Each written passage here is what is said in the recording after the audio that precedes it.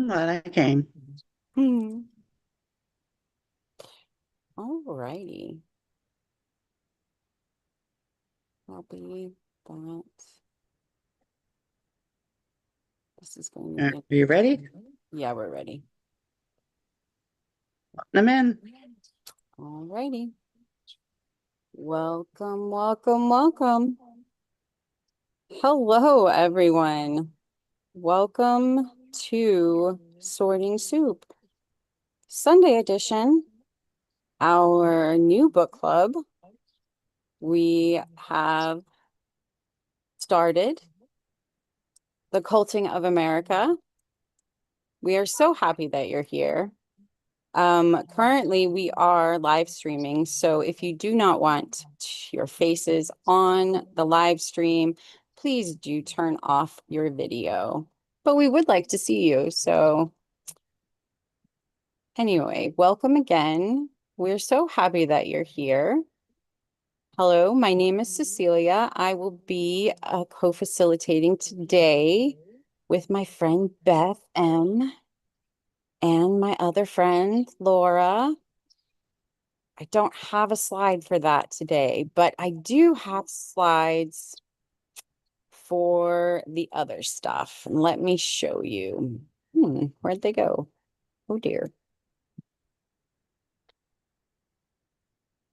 Hmm,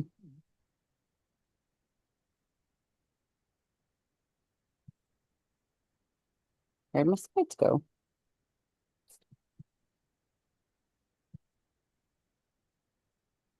Uh-oh, guys, I lost my slides. Hold on for two shakes of a lamb's tail. Let me look for them. I don't know where they went. Oh, sorry about that. It's when you don't turn them off, when you just keep them on.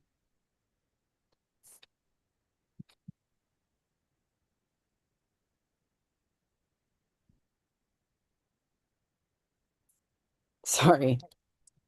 Oh my goodness. All right. This is what happens when you just keep the slides on in presentation mode.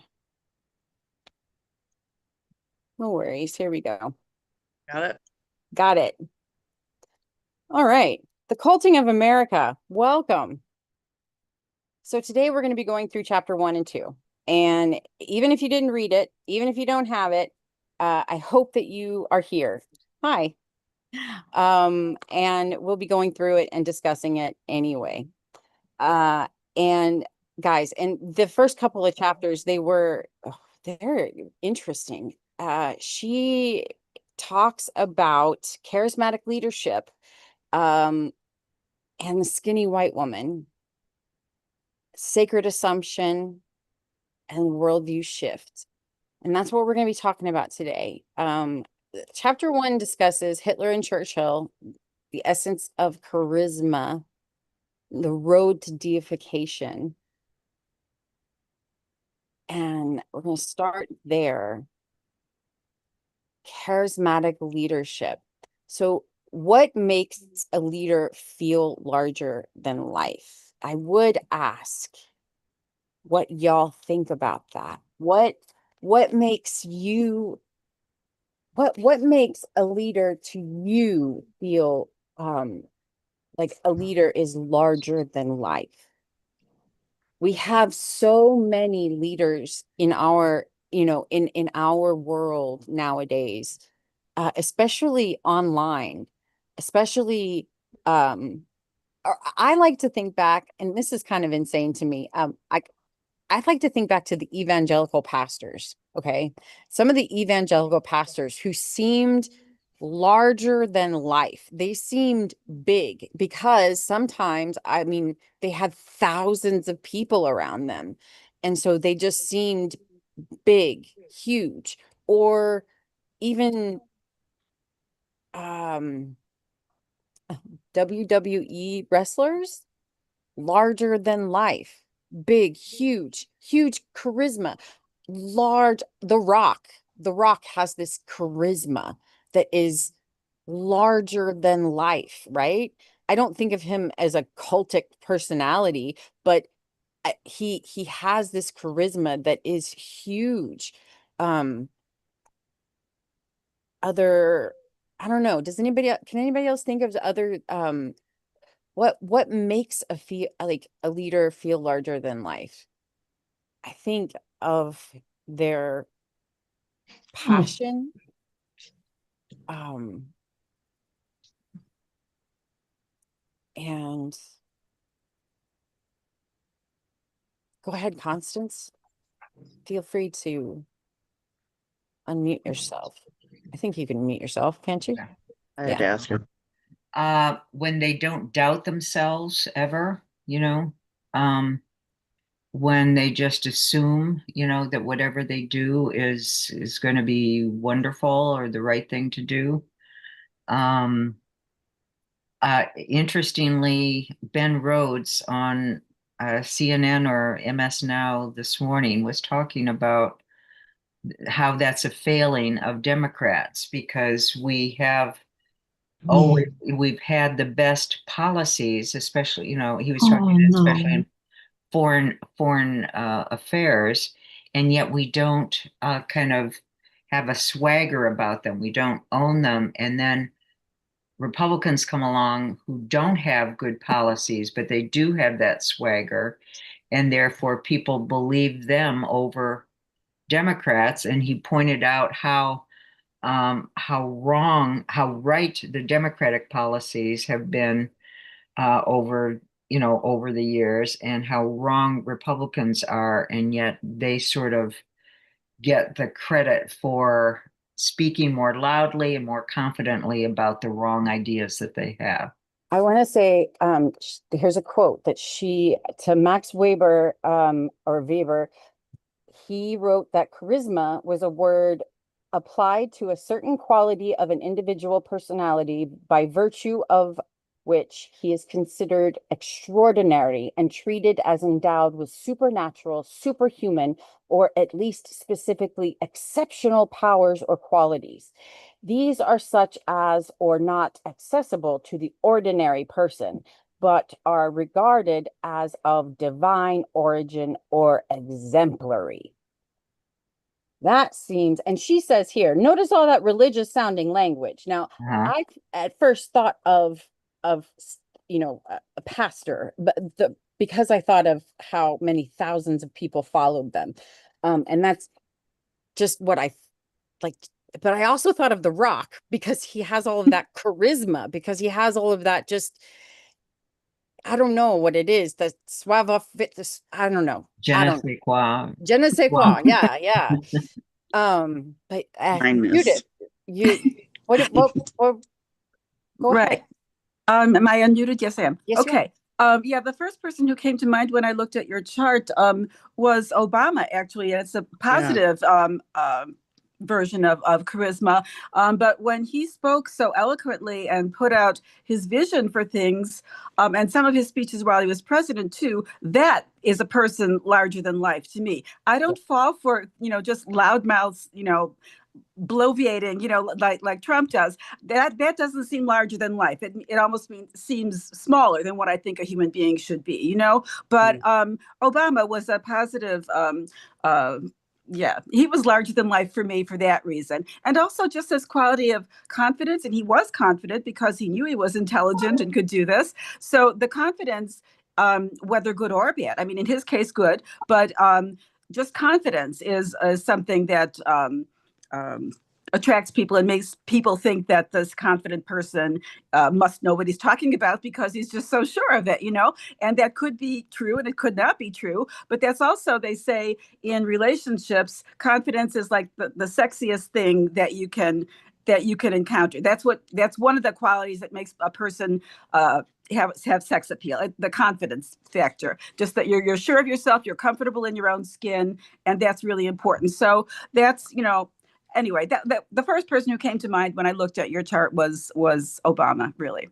Now, For me, larger than life. Yeah. I Me too. agree. And in concordance with chapter 1, I'm doing the Unculture Yourself workbook, and on my list of leaders, Barack Obama is I listed in because he is who I thought of. I agree. He came to mind. He is on my list of leaders. I can't, when I think about a leader, when I think of charisma, when I think of somebody who inspires me, who I can't think of anybody. I mean, he is top on my list. I agree 100%. And I couldn't think of anyone else. Yes, thank you.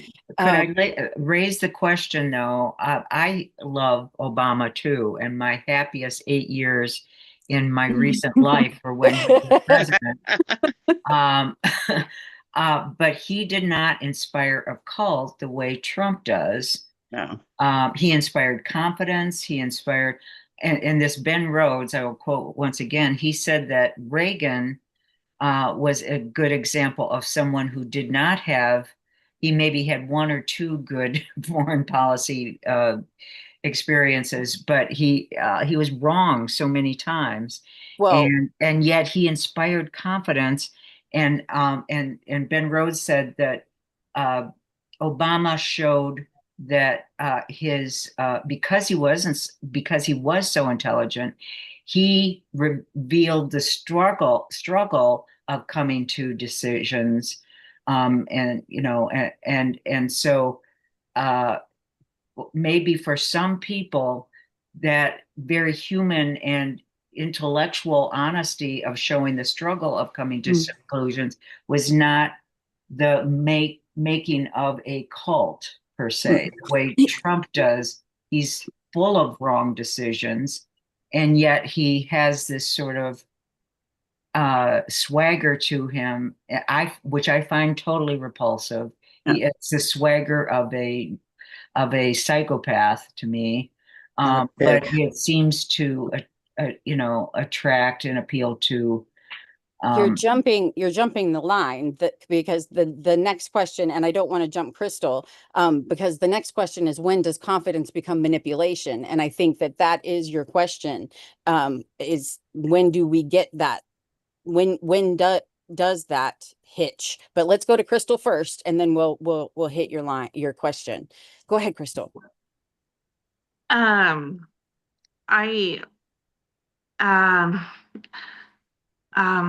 kind of along the lines of what, oh, that's, kind of along the lines of what Constance was saying.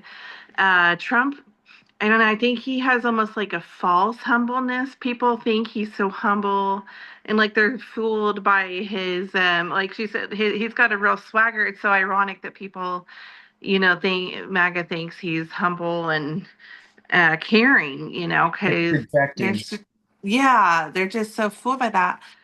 Which seems like to be the opposite of like charismatic, like you're talking about with a televangelist or whatever. I think of Joel Osteen years ago.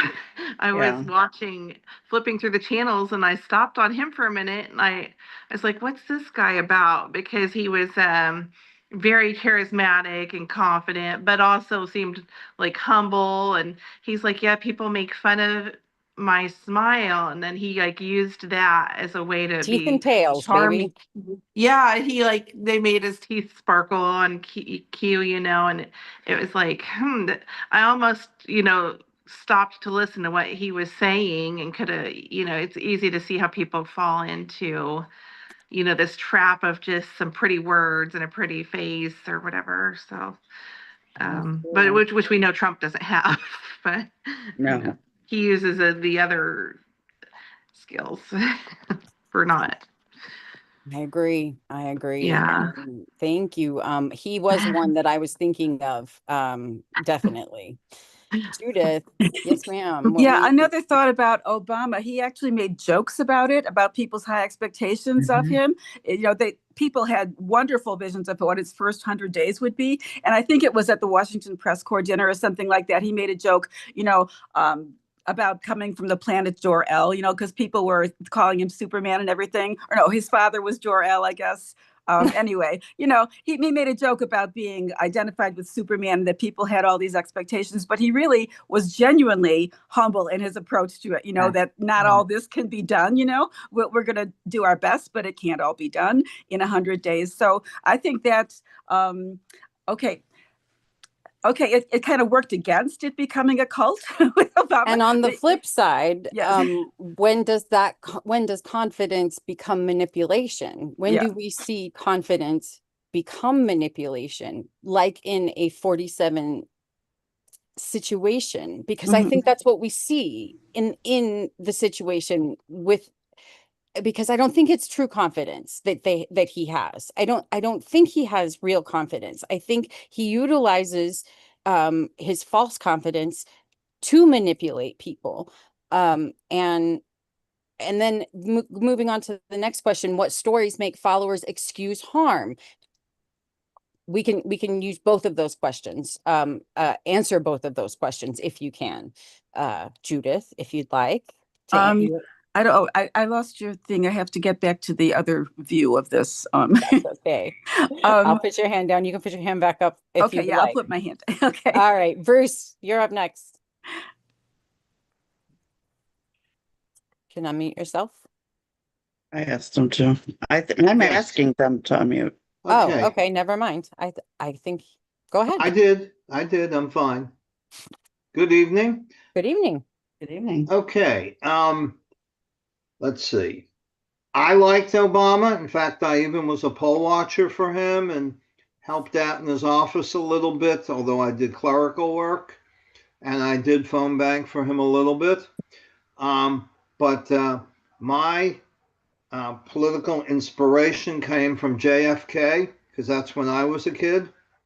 And he had charisma, he had a positive vision. And if, as a kid, I saw that PT 109 movie with Cliff Robertson, and that was like superhuman powers that he had, that he managed to rescue his people from the, you know, the crap when the Japanese boat hit his PT boat and they had to swim to shore and they survived. And it's quite a story of survival.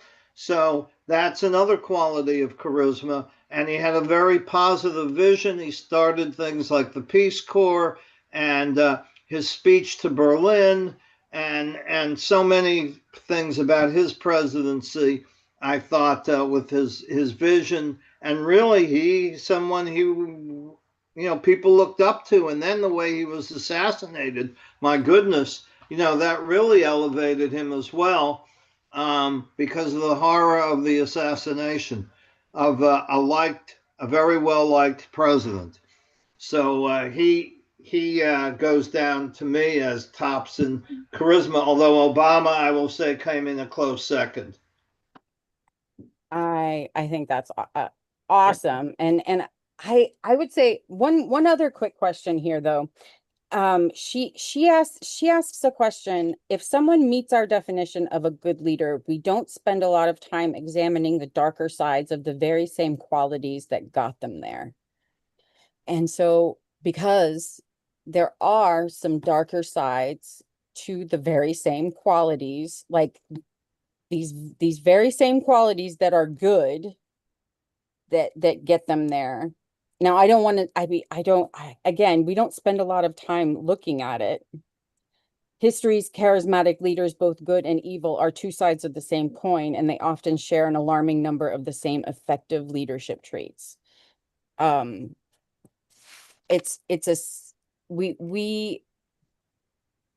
We find ourselves in that scary place where why did we get a Hitler and a Churchill at the same time?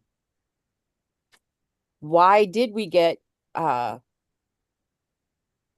people with similar traits?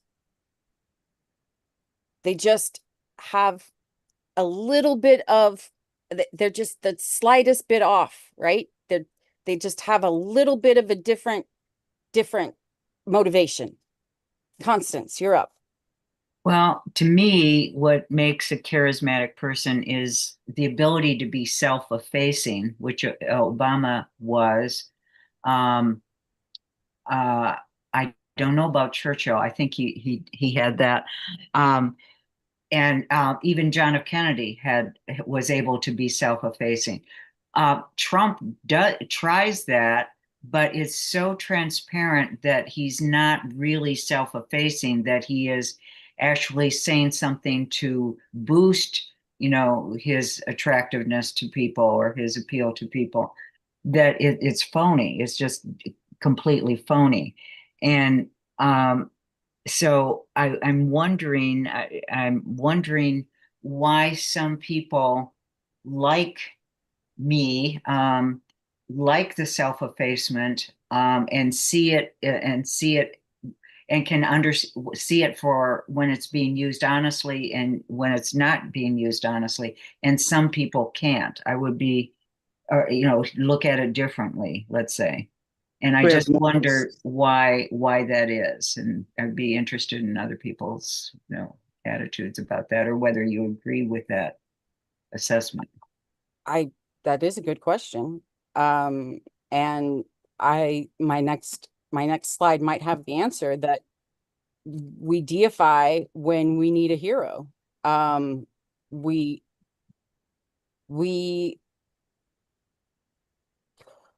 the more we need a hero, the more we start to ignore the truth. Rebecca, you're up next. Hi. I'm wondering if it's like the level of maturity people have.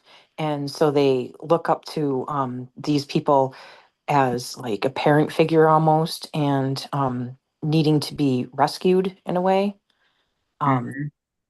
And it's, I mean, we've been going through a societal regression for some time now. And that's just kind of what I'm thinking, is that it has to do with the levels of our maturity. I mean, we have the patriarchal going on here, and the white supremacy and all of that kind of stuff. Yeah, and she talks about through here how this deification has been happening even in our businesses. Okay, even in our CEOs deify themselves, right? To a point where in every facet of our lives, we're getting to a place where we we we don't have any agency. we are run, all of our lives are run by people. So name the rituals, the myths, the aesthetics, and emotional rewards that move a leader from admired to untouchable. Or, I mean, well, I'm sorry, first, Beth, please tell me what you were going to say. I'm sorry, tell me what you were going to say. Well, I was just going to say, I think it has to do with morality as well, and empathy, because we care more about how these things that are happening are going to affect the universe, whereas his followers only care about them, and mostly they care about white, White Christian. thems. Yes.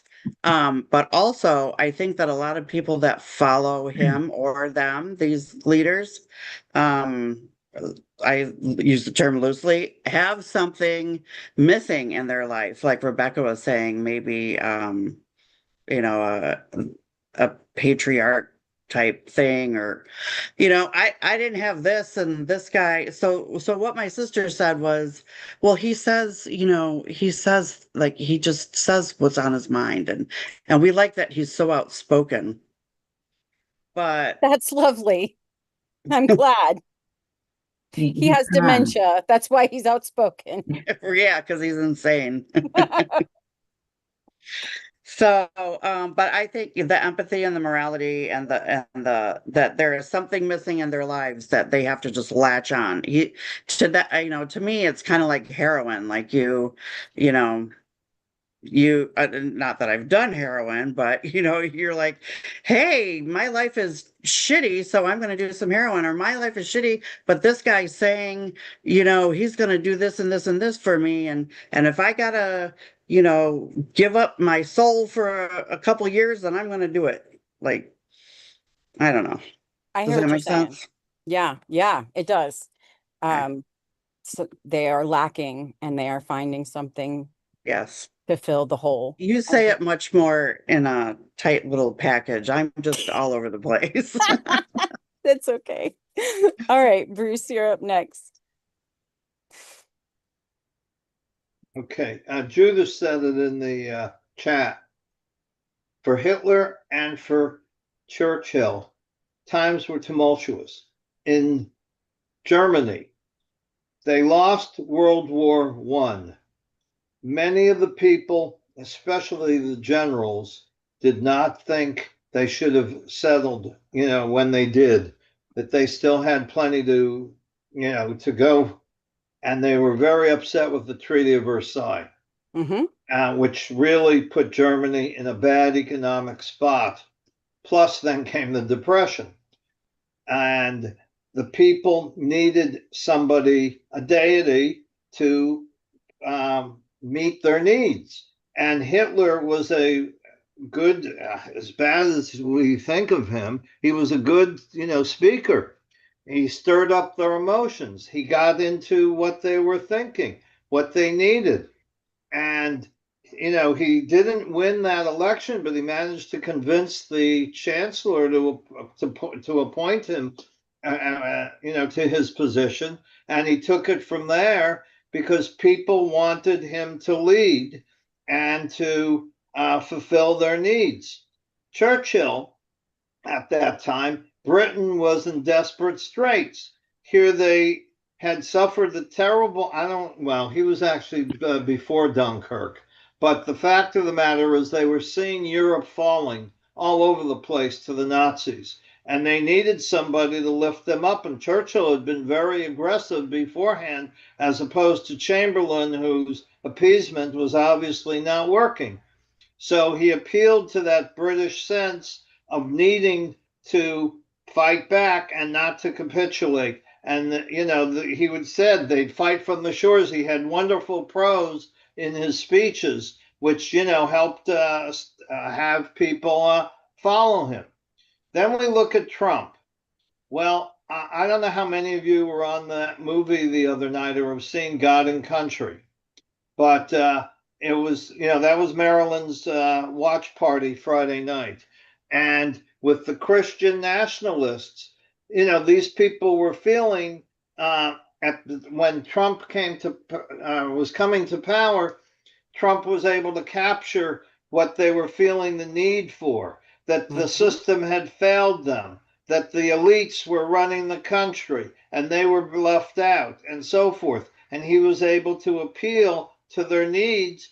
And yes, he had conspiracy theories.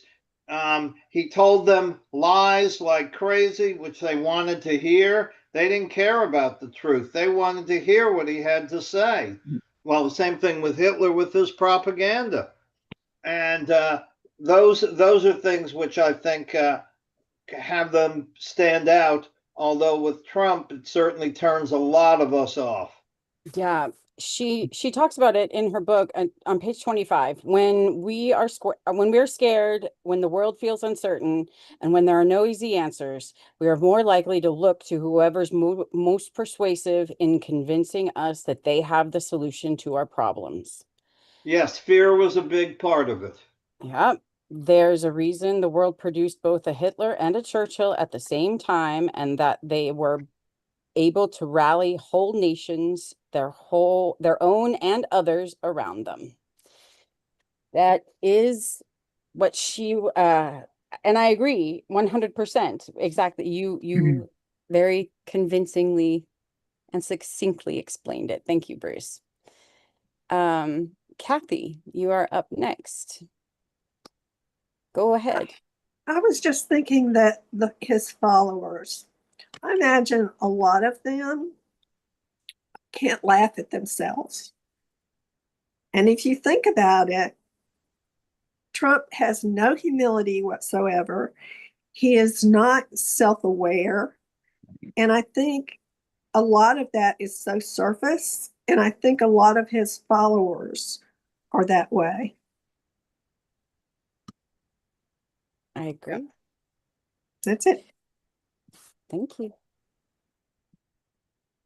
I agree. Constance, yes, ma'am. Yeah, I kind of want to just reinforce some things that Bruce said. Uh, like Hitler, Trump came along at a time when, workers, especially in the Midwest, were out of jobs because of competition overseas and the new opening up of trade with all sorts of countries. And those jobs, those manufacturing jobs went away. So what Trump did was, and they felt like losers, whether that was, that it wasn't deserved.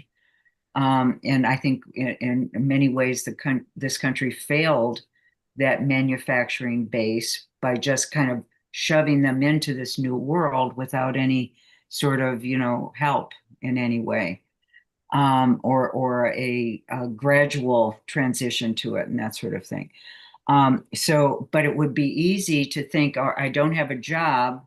I don't have any, I don't have a retirement plan. And it'd be easy to think of yourself as a loser. Then Trump comes along and applies that term to everybody except them. That wouldn't be normal. What we wouldn't normally think of as losers, like the educated elite, people with educations. Then, of course, he called immigrants. He had, projected negative things onto immigrants. So it enabled them to feel better about themselves. And Trump had no real interest in really helping them, as we can see right now. People are struggling with paying the bills and everything. He doesn't care, but that was his message, and he sold it because he's a con man, and he sold it very effectively. And we're not just talking about Trump. We're talking about We know you hate him, Connie. We know it. My neighbor gave me the best little gift. She gave me dog poop bags with Trump's face on them. Oh my goodness. I love them. I used it for the first time today. Cute. Yes. That's really great. Yeah. So yes, I copped to that as well. But it's just like Hitler and the Jews. They have to have a target, a goat, a boogeyman to unload all the reasons for their troubles onto. And he did that very well. And that's how he got a second term, by selling himself as the person who can kind of magically make the economy better again, or better according to him again, and then do nothing about it. Right. Well, so how did Charles Manson, what was his appeal? Acid. Well, the girls were rejects from their families, or they rejected their families. And so if he fulfilled something. But he was a talker too. He was he could talk. Like he really had a way about him to an ability to kind of see them and talk to yeah, needs, and yeah. I know people like that who could tell you what you want to hear. And yeah, Joe, you're up next, babe. Sorry. Yeah, Charles Manson. I saw him on an interview, I think it was 60 Minutes or something, and I thought, wow, if I didn't know what horrible things he had done, I would have thought, hey, this guy's okay. He's cool. Yep. I didn't know. It was crazy. But I heard somebody talk about this, and they explained that America had gone through a recession, inflation, and then they had COVID, there were layoffs, there was kids at home, they were trying to work from home, they were teaching their kids. It was really a terrible time for a whole group of people, especially if you had kids. And they said America is going through trauma. If they didn't have post-traumatic trauma before from 2026, they got smacked with it again with COVID. And when you are in active trauma, you cannot heal from trauma. And that made sense to me because Trump, but they came in and they promised women, you don't have to worry, we'll take care of our women. When women got upset about losing their rights to their own bodies, they said, we're going to make everything great again. And that's all people wanted to hear. It made them feel good. Finally, they thought someone was going to take all of this off of their shoulders. And you don't have to be really smart. Like Trump said, he said, I don't like smart people. I don't like to be around smart people because they make me feel stupid.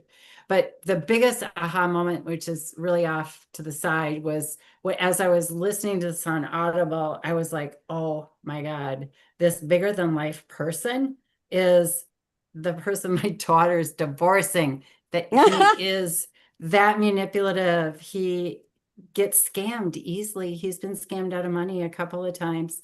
And everything is a deal. You know, if he's really nice to you, you know there's something coming behind it that he wants. The lies, the manipulation, the big voice. I'm just like, gosh, how can I get my daughter to listen to this book? Right? Yeah. I hear that. I But know. America needs to heal. And now we're going through all this, the gas prices and everything like that. We have a huge, what I'm trying to say is we have a big mental health problem. We I need hear to you. solve our mental health problem in this country. I know, and I think we've had that. I think, you know, we suffered a huge trauma in 2008, and as a society, and Yes. we were trying to heal from that for so long, and it took we did, and when you don't realize it, when you don't understand that you had suffered the trauma, you don't try to heal the trauma, and that's a problem. And yeah, I hear what you're saying. And so we were the walking wounded for so long, and then we just kept getting hit and hit and hit, and then I tell you, from 2020 or 2016 to 2024, it was bad. It was bad. Yeah. Our Yeah. country is Mhm. we've you're right. As mental health, we're going to have to really put that in the top 3 if we really need to focus on that, because otherwise our future is not it's not looking great. I agree. Mhm. Moving on to And the the second. son-in-law was also a triple trumper, right, by the way. And I just thought, how can he believe that? He's so successful in business. How can he be so fooled? But I do think that authoritarians are easily fooled Oh, I too. agree. And back to the self-esteem and self-image, it just made it perfectly clear that he did not like himself at all, deep down inside. Yeah.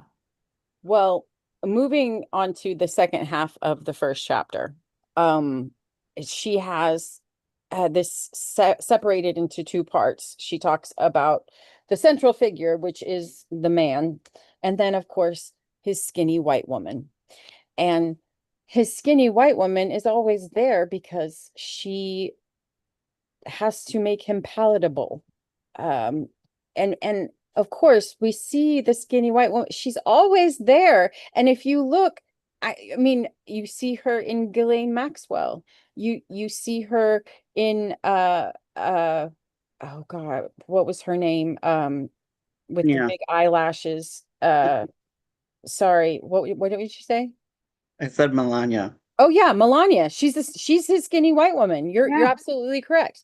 My sister. And just like anybody who's there to make them feel more palatable. You see them, and it's image politics. Who looks pure, modern, disciplined, harmless, or aspirational inside the group story.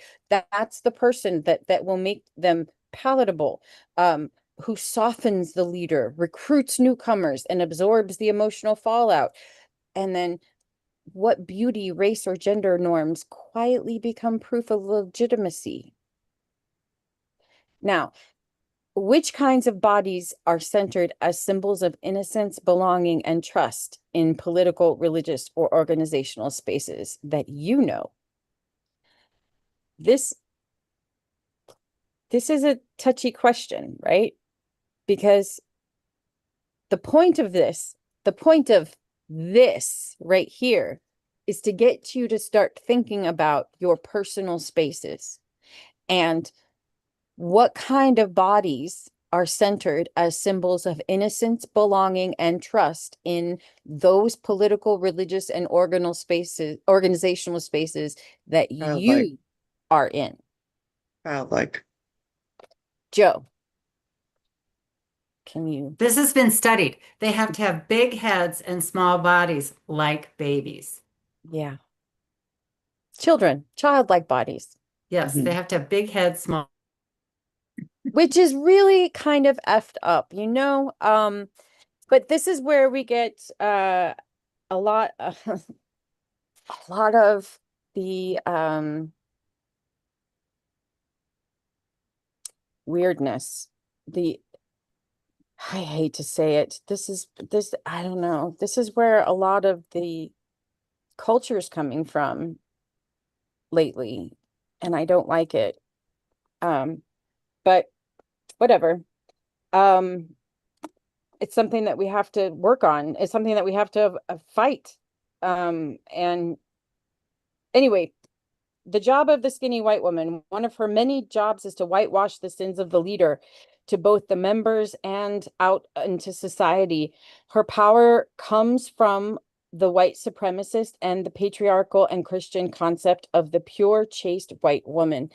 And that idea, what Joe just said, that idea that's been put into our heads already. Go ahead, Joe.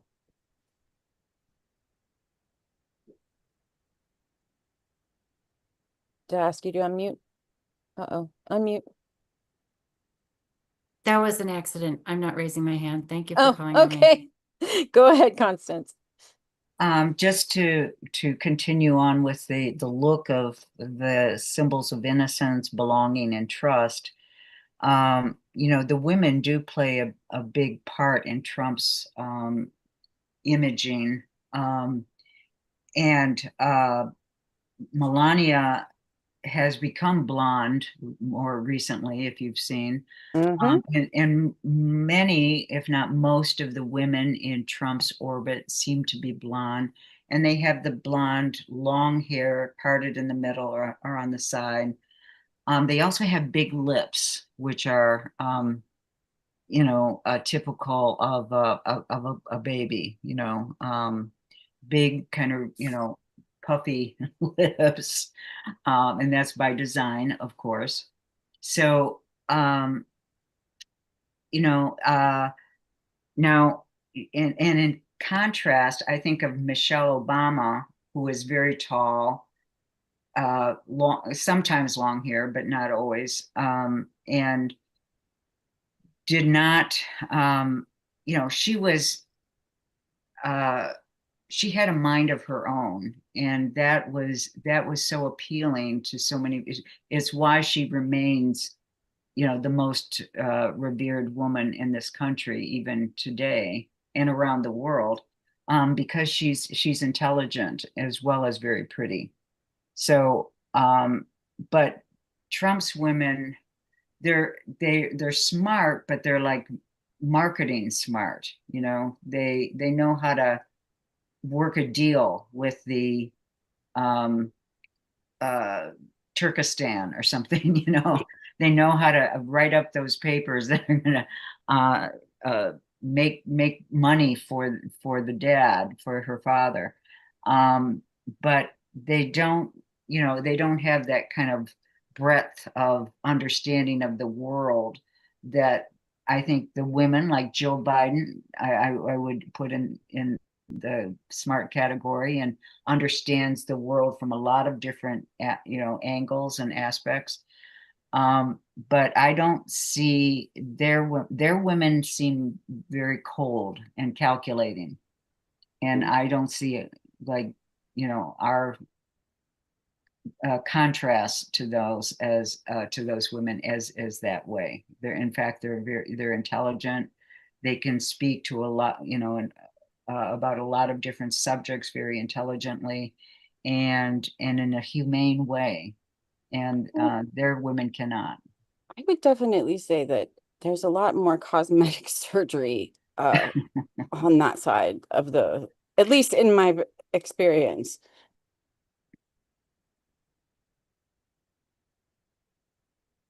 Yeah.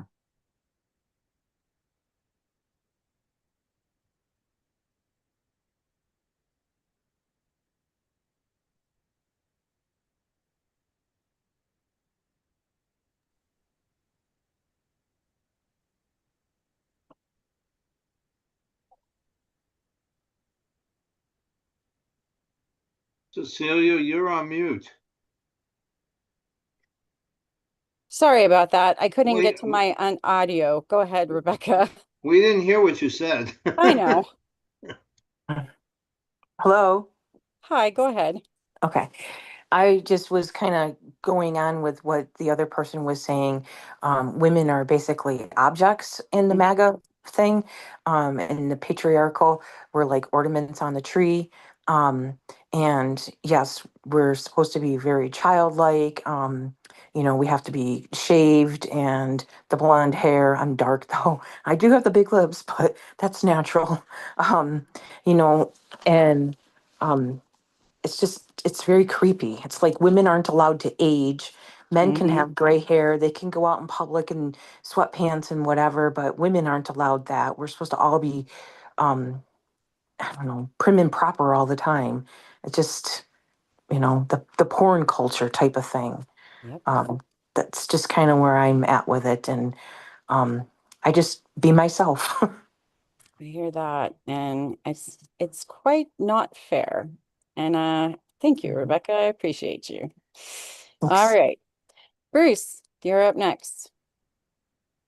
Okay, yeah, what you were just describing was June Cleaver on Leave It to Beaver, who that was the 1950s culture. She'd always walk around in a dress and be there for the kids, you know, the typical mom for the 1950s. But then we got into the 60s, and Kennedy's wife, Jackie, she had charm. She could speak French. I still remember seeing her give a tour of the White House, like 10 o'clock at night, something like that, where I was allowed to go to sleep and then get up to watch it. And, you know, when she'd go places, her fashion with the little hats and the, you know, the pink coats or whatever, she was extremely fashionable for those days and certainly helped his career. And she was also very intelligent. You know, she interviewed him because she was a reporter. That's how I think they might have even met. I'm not positive that's how they met, but she interviewed him well before he became. He might have been a senator at that point, but she worked for a journal or a paper. But then let's look at, and it's well before my time as well, but I've seen and heard about it. Roosevelt was a very charismatic. We're talking about FDR, Franklin Roosevelt, and certainly not based on looks, but his fireside chats and all were so reassuring to the American public. But part of what was helped him was his wife, who was not pretty. She was homely, as a matter of fact. But Eleanor Roosevelt was extremely bright. She had her own opinions.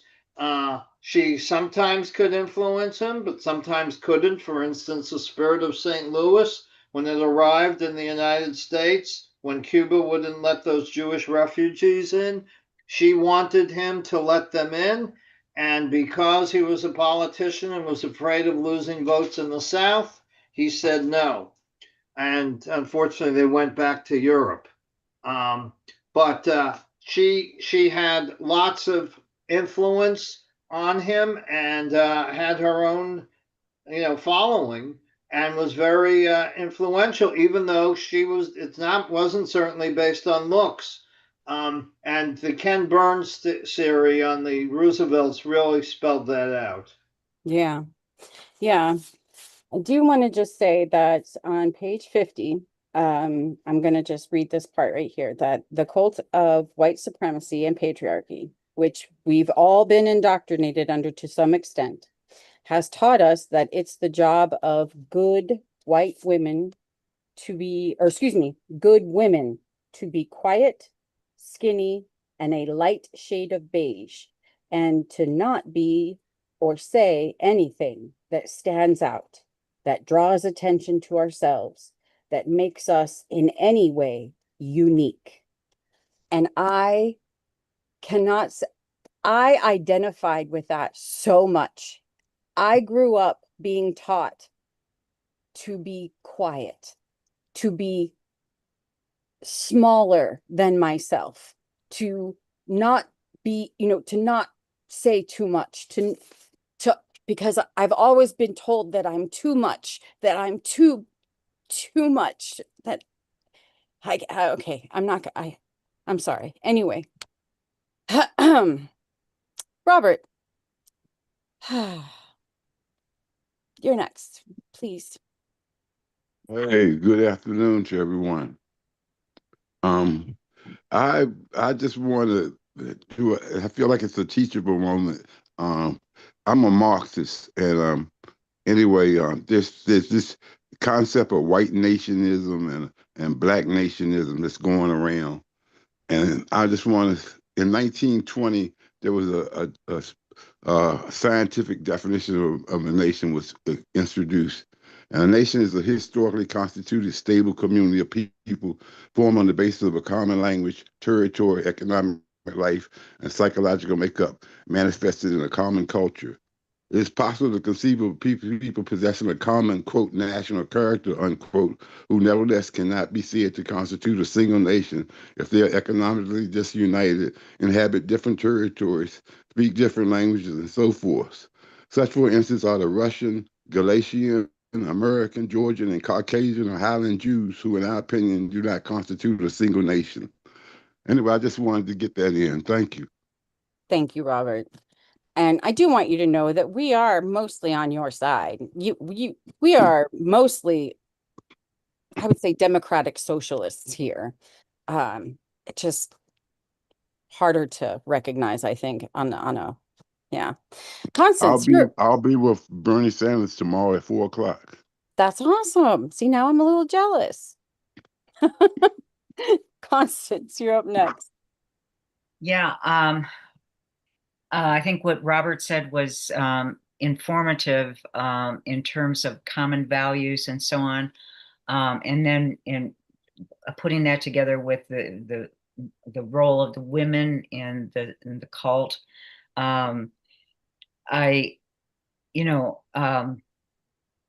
Melania Trump has never gone out of her way to celebrate American history, or she could have, as an immigrant herself, modeled herself for other immigrants by, holding seminars on what it means to be an American and that sort of thing. No, she did not. And whenever she speaks about something, as she did with the Epstein files on her own, supposedly. She talks, if she talks about values or something, it seems like her words seem shallow to me. She doesn't seem to really either model what she's saying or have demonstrated that she cares in the past about what she's saying. And for example, she has said nothing since then and has done nothing since then for on behalf of the Epstein. Right. So it's all image. It's all a con. And that's to me, that is at the essence of a cult. It's a con game. It's a they're constantly selling you on ideas that turn out benefiting them and practically nobody else. You know, even though they're couched in the terms of, yes, my ideas are going to help you. When it comes right down to it, they don't give a rip about those enough to put in the hard work of doing, you know, of bringing about what they have promised. Trump doesn't put in the hard work to do that. We know that. He doesn't put in the hard work to do anything except reimagine and redo, transform Washington, D.C. in his own image. So, or Obama's work. Yes, to tear down whatever he's done and then replace it with some god-awful, ghastly, you know, horrendous version of how he thinks it should be. It, you know, I'm just, and when we're working, where we go to this mega breakfast, these people there are so easily conned. That word just, you know, I can never separate it from Trumpism and the people who believe in it. They're being conned. They're willingly being conned, and they're being conned in a way that is never going to help them in any material way. So it's all about owning the libs. That's what they're getting off on. They're owning the libs. They have, maybe their lives are you know, shit, and they're not getting help from Trump, but by God, you know, he's at least giving them all of these things where he can say we're owning the libs. Yeah, because we get so upset about what he's doing. I know. That's their only reward, really. I know. All right, Joe, you're up next. Well, I agree with Beth. I don't know what to say about that, but I feel like Bondi and Leave It are fall into the ruler archetype. They are also white women. They fall into the white women category. Right, right. They're very conscious of their image. They're commanding, they're authoritative. They're empathetic to people who agree with their decisions only. Right. Mm-hmm. And that is very authoritarian and rulerish. But also, yeah, they've been transformed into the little plastic dolls that they fell for that, but they're definitely not empathetic people. I think that I feel for these people who have fallen for this BS, because I feel like after decades of going to church and you know, just hearing and leading myself and saying the things, just everything will be fine if you just pray about it, if you just sit it out and wait. And I think that's what a lot of these people really believe. They believe in Trump. If we just sit it another 2 weeks, everything will be fine. I don't know that I can feel sorry for them anymore. I think I've passed that point, because there's just so much evidence to the contrary. Like I've just gotten to the, I mean, I don't know. I know, I don't know. I get what you're saying. I just, there's just so much. We've gone so far. I don't know. Yeah. Rebecca, you know what? Go ahead, Joe. Oh, am I still unmuted? You're Oh, I still am. Yeah, it just goes back to healing. Every time I get upset like that and frustrated like that, I'm like, wait, you need to, like, you can't worry about all this. You got to heal your own mind. I know. I know Yeah, you find do. your happy place. Go pull Find the weeds. happiness. I know. You're right. I know you're right. Thank you. Rebecca, you're up again. Okay, so you guys were talking about like the rescuers and stuff like that. Kind of like people are over functioning for other people because that controlling and stuff like that goes back to colonialism and stuff. How we know better than you, we'll take care of you. Kind of That's a right. thing. Um, and that's kind of like what I was thinking is that there's a lot of over functioning going on and not allowing people to be themselves and do things how they want to live. Um, and I do have to say that when you were talking about, making people godlike, I do have a family member who sees Trump being that he's placed by God. Believe it or not, people do believe that. Oh, I And know.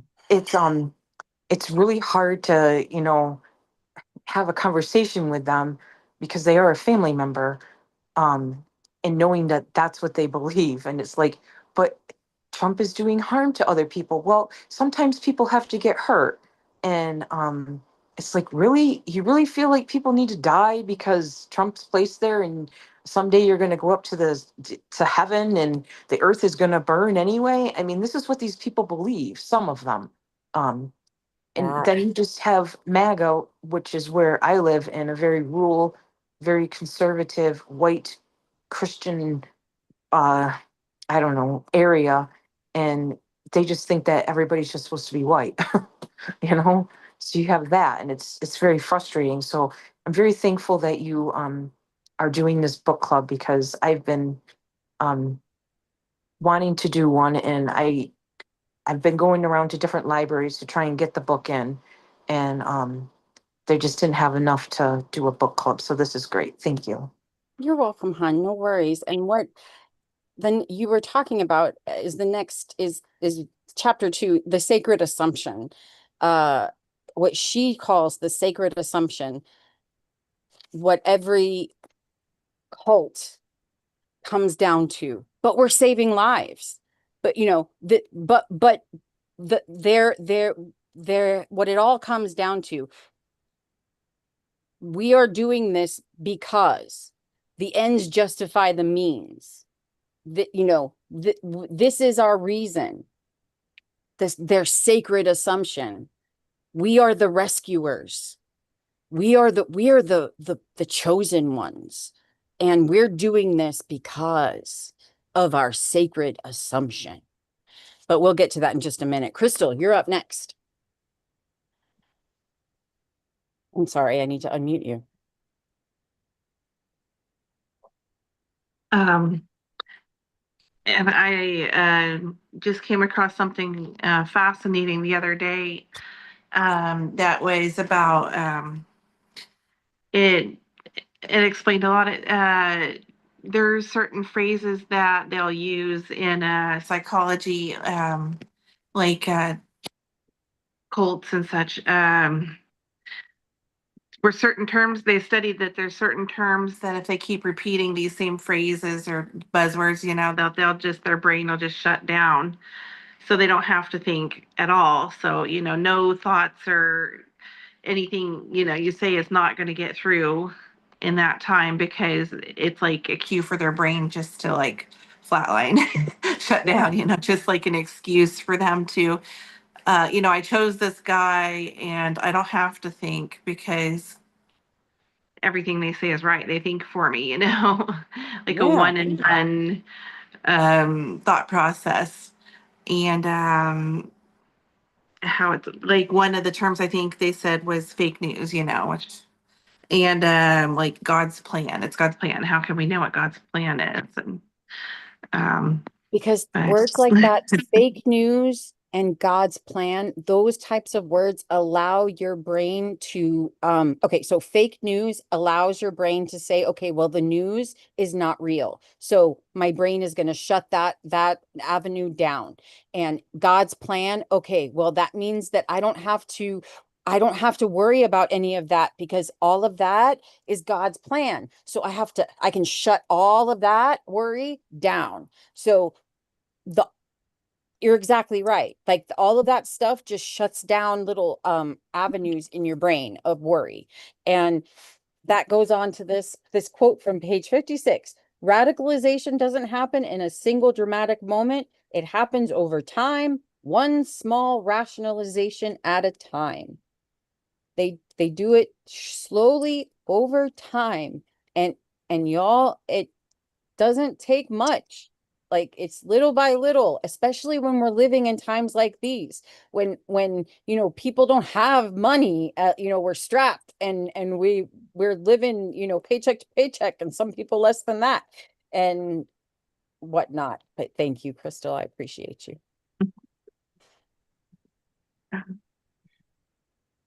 Beth, you are up next.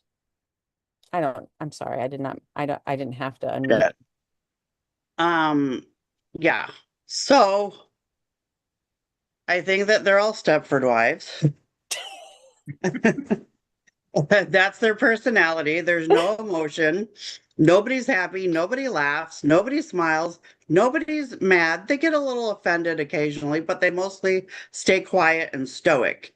And I think that they've been paid and threatened. And that's part of them following the cult. But I think that the people that are planted in the government that are his loyalists are a different type of followers than his redneck, uneducated, those people. Because they follow him for different reasons. You know what I mean?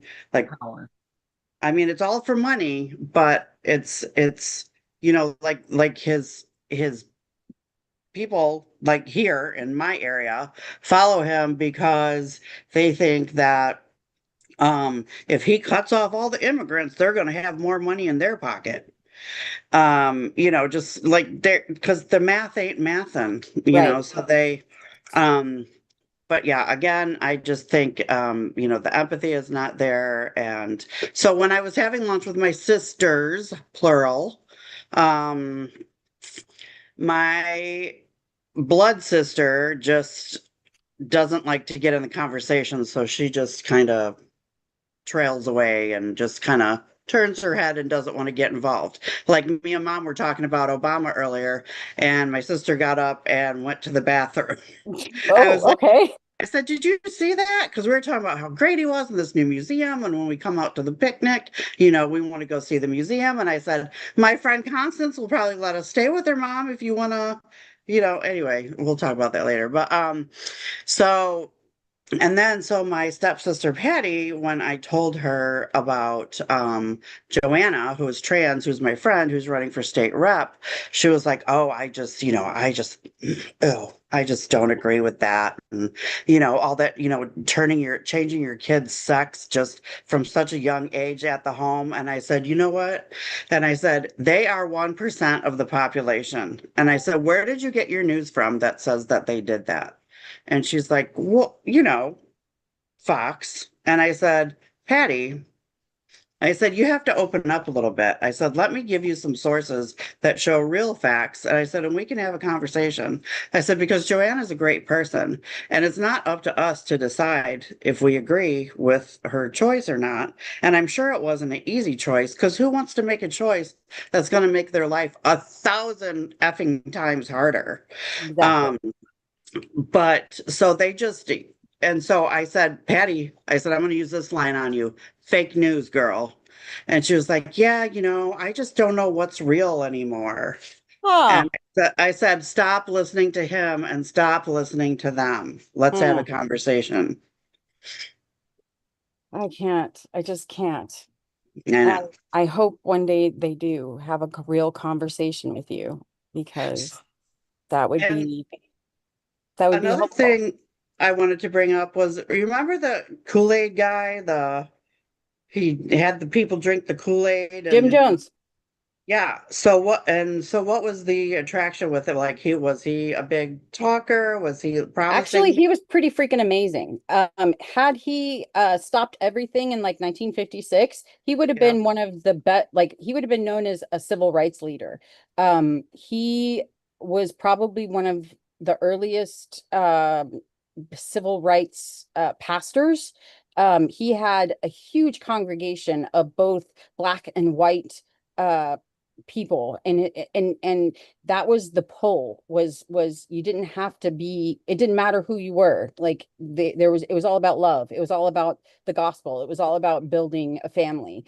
It and it didn't get weird until they moved down to Guyana. But then what? Then what? I mean, Well, then they started doing drugs and having worshiping him. orgies. Yeah, Mm, like things just got funky, and okay. I don't know, like things just got weird. But Okay. but yeah. But he Anyway, had it. He had the thing that made him a cult leader.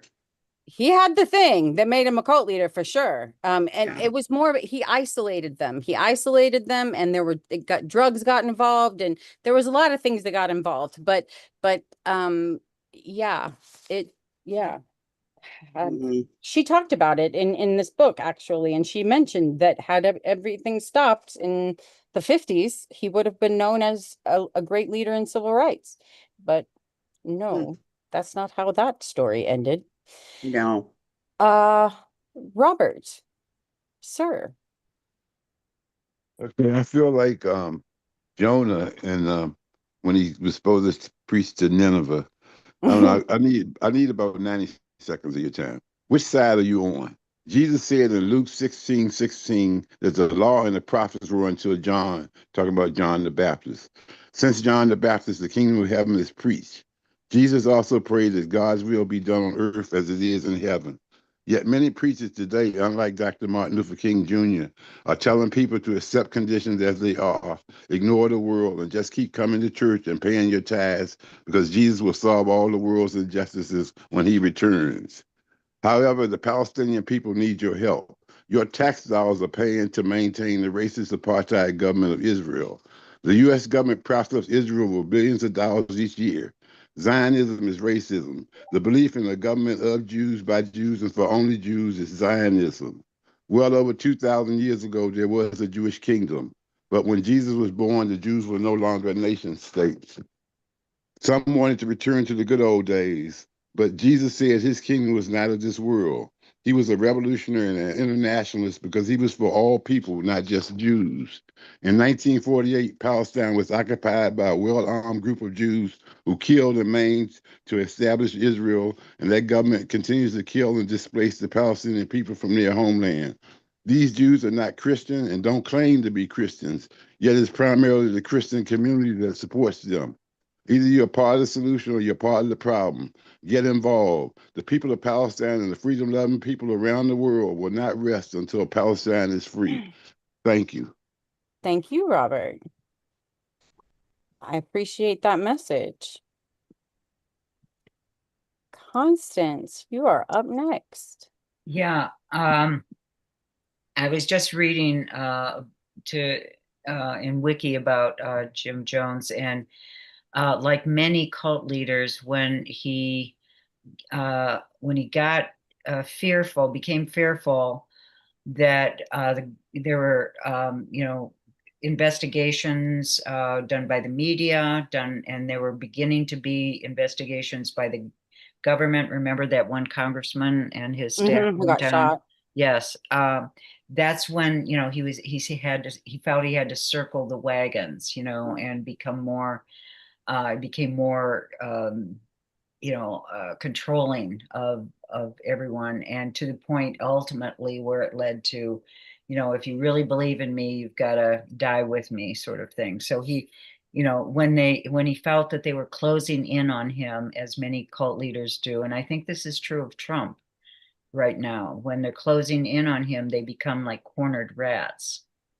That was after they had already been down in Guyana, though. That was after, Yes. like, he had already, that's what I mean by had it. I think he had already turned the corner into culty land by that point. Like they had already, and I'm not saying he hadn't, I don't know, Well, been he on the he he had journey. been he was in Indianapolis for a while, he was in California for a while, and at every turn, whenever he felt that there was a kind of a light was being shown on him, he would move someplace else. And Right. the last place, was Guyana. I was about to say, yeah, he was Yeah. on the journey. He Right, just, right. But I think that's a dangerous place for many cult leaders when they feel the walls are closing in on them. mhm. And I'm seeing signs of that with Trump. I know. The Not whole just signs, actually, ballroom. yeah, Yeah. the ballroom and his plans to probably, try to steal the election in some way. Yeah. So, on page, I agree. I agree. So, go. That's the end part. Onboarding, real quick. It's going to the beginning part, because the sacred assumption is kind of the beginning part. It says on page 59, I'd like to say that onboarding into either a cult or the U.S. Army takes a solid 6 months. Each step seems rational enough at the time, even as things slowly get more extreme, until you're increasingly cut off from the outside world and inundated in that group's culture.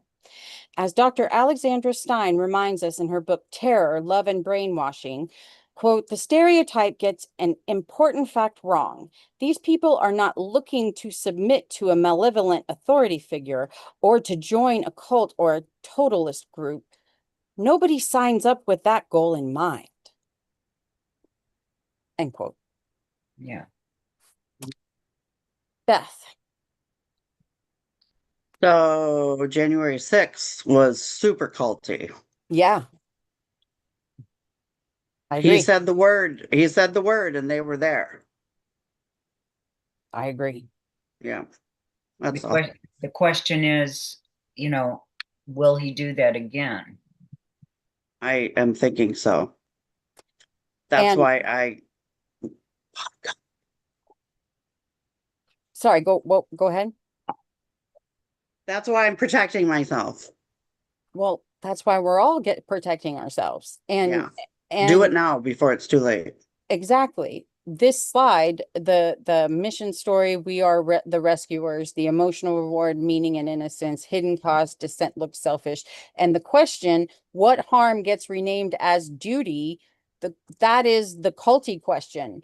And what you just said, January 6th, that's the harm that was renamed as the duty. That was their, that harm, it was called a duty. Their duty was Right. to go and follow him. Mm-hmm. Stuff like that. So To reclaim the vote. exactly. Yeah. So what we were talking about and what we have talked about in the past is what we missed about specifically MAGA, but this is something that all cults, the needs that high control groups answer. They answer belonging, to be wanted, chosen, and folded into a strong we group. Okay. They answer certainty to replace that ambiguity with answers, scripts, and clarity, because we all want to know the answer. They answer a purpose to feel useful inside a mission bigger than the self. We all want a purpose. And a lot of us, many of us, We don't have a purpose. Many of us go out, like we come out of high school not having a single idea or clue as to what we're going to do. And nobody helps us. Structure, to know the rules, roles, boundaries, and rewards. A lot of people have no structure in their lives and have no idea of where to get it. Identity, to feel transformed into the kind of person who matters. Many people have no clue where to find identity. And a lot of parents, they fall short on that. They don't mold their child into anything, or they don't help their child figure out who they want, or who they want to become. Relief, to hand over doubt, complexity, and hard choices to the group. It's difficult to be in a group and not be able to figure stuff out. all of this being able to say, I am in a group and I know that I don't have to do anything. Like knowing that I can go somewhere and my needs are going to be taken care of. Knowing that I'm going somewhere and I have belonging. Knowing that I'm going somewhere and I feel taken care of. Oh my gosh, guys. Like knowing that I'm going somewhere and I have a purpose. That's something that I mean, I don't even know if NWSOFA gives me that now. I don't know that I had that even before NWSOFA. And that's saying a lot. Like, I don't know that I had purpose other than being a mom. I mean, yeah, I have purpose in being a mom, but I didn't really do much before. So I've volunteered here and there. That's it. My point is, a lot of people, they don't do well without these things. And so cults fill that void.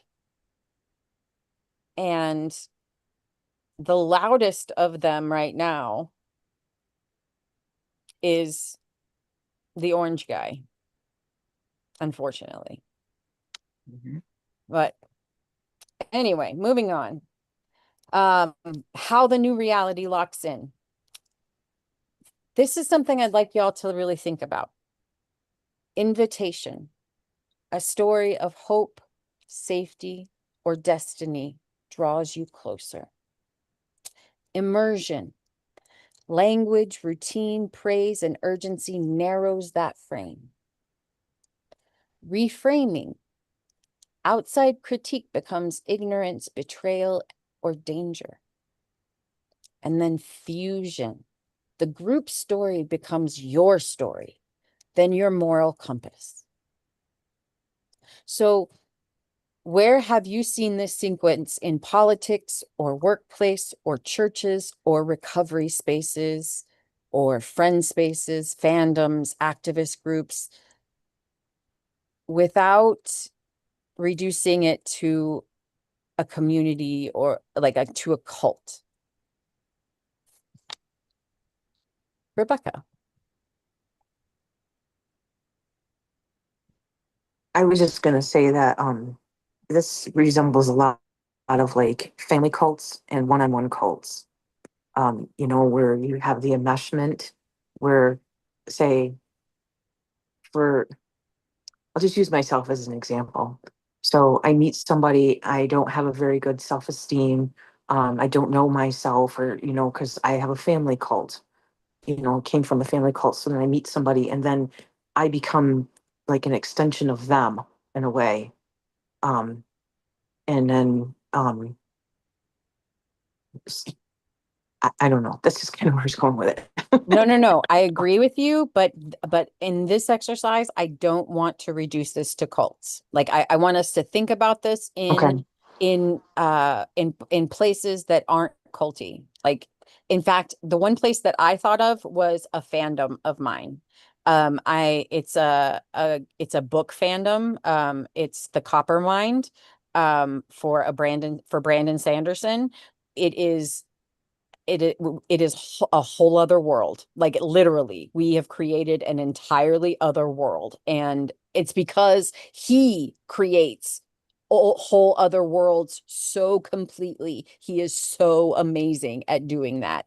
And because of that, the invitation, immersion, reframing, and fusion is so easy that I could easily find myself just walking off into the sunset. Like I could very easily find myself, you know what I'm saying? But yeah. Anyway, Judith,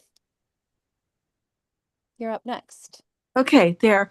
Yeah, I was just thinking how many religions resemble follow this pattern, and except for maybe the reframing one, because it depends on how strictly you feel Right. tied into your religion. I mean, when I was a practicing Catholic, I always felt, that criticism and thinking and questioning things was okay. But some of my friends do not think that way, and they get really upset if I question it, or even send them an article about something, discussing a religious issue.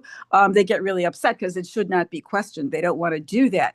So, and then also in terms of religion, my adult grandson converted to Catholicism before he got married, and okay, he follows most of this. He still questions things. I mean, he's a thinking person, but he did need the rules and the roles, and he wanted more structure in his life, and he invited himself into it, really, because they shopped around for different churches in their area and decided they liked the Catholic parish best. So, I mean, he willingly did that, but I don't think it's culty. But I wanted to ask Cecilia, does she at any point in the book identify some sort of social organization that is not a cult, that scores 0 on her spectrum of cultiness?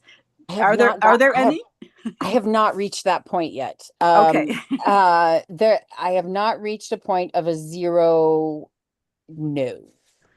Okay. But I've only gotten through chapter 3, so I'm not there yet. Okay, And thanks. but I will tell you if I find such an organization. Okay, because she has a pretty inclusive definition of it, and it kind of bothers me. I mean, I know she was in 2 organizations that she felt were cults. The first one definitely was the Army, more socially acceptable, but definitely is a cultiness there too.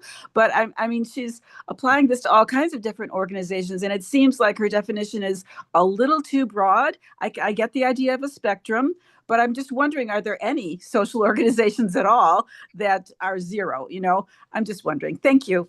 I agree with you that it's very broad. And I think that her point is that we are in a time that's the point, that we've allowed ourselves to create this time where many of our that there is a cultiness to many of our organizations, and we've just allowed this coerciveness to invade and all of our businesses and our just culture, not just business culture, and it's kind of like a way of life here, and I think that's kind of what she's getting at.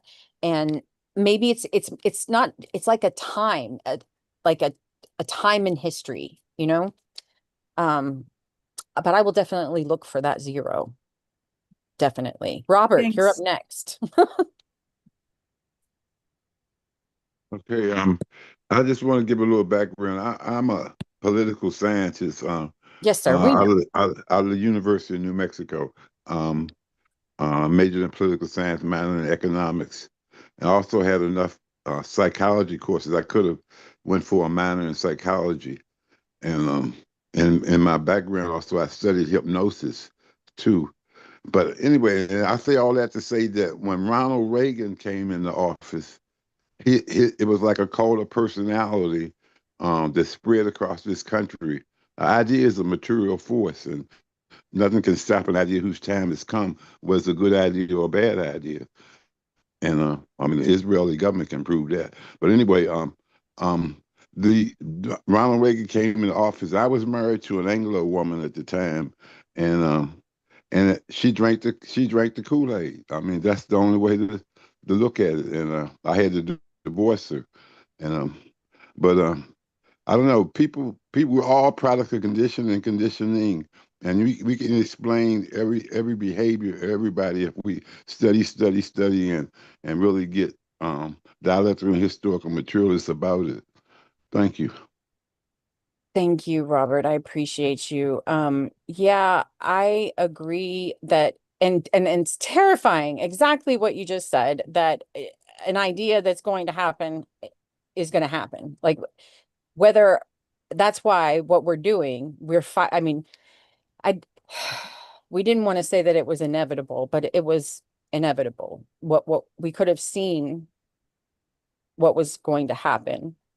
The fact that the Democratic Party didn't prepare for it better is why I think why a lot of us are really upset. But yeah, thank you. Thank you. Constance, you are up next. Yeah, I totally agree about how Reagan's, emergence onto the scene really it transformed the Republican Party into a cult that has continued those cult-like behaviors to this day and laid the groundwork for Trump, I believe, where it was everyone had to think the same, everyone had to any outside critique was looked upon as dangerous or a betrayal of some sort. So I saw, and I kept trying to tell people at the time because I was seeing this happen, and I feared, how it would only grow over time, and it did with Trump. But I think these four piece parts speak to a description of any kind of dysfunctional organization. And I remember the Challenger, the space shuttle that blew up. Yes.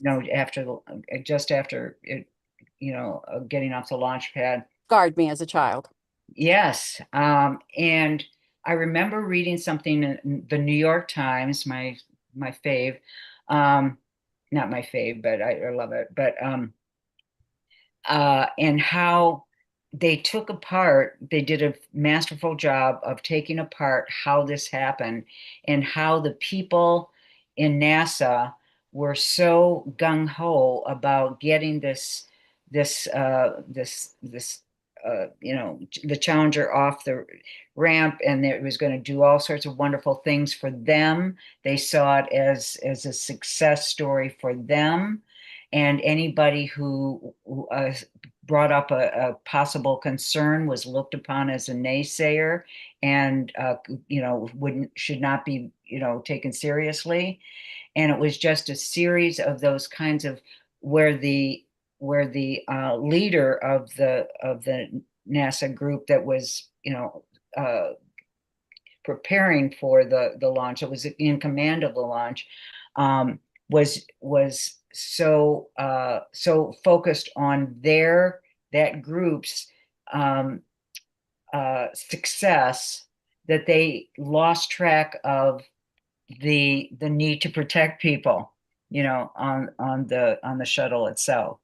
And so they were so locked in, and it was like the whole thing is they had a purpose, but it was the purpose was They success. lost the forest for the trees. That's right. And they were immersed in a certain routine, and they couldn't, accept any outside things. And then the group work became their work and was, tied to their particular personal goals. So, instead of, all of that replaced making sure that the project was done safely. And so I just think, it's a recipe for failure is what I'm saying. It's a recipe for failure, as we have seen with Trump over the last 10 years. Yeah. Thank you, Constance. All right, Joe, you're up next before we get on to worldview. Well, I just think not enough changed after the Civil War. The slaves, the rich kept getting richer and richer, and the blacks and the people who worked on the plantations just starved. So I believe that the imitation, immersion, reframing, fusion, in history, we survived by droughts and horrible things. We survived by relying on each other. And Yeah. everybody comes home today and their garage door goes up and their garage door goes down. And we're not a community anymore.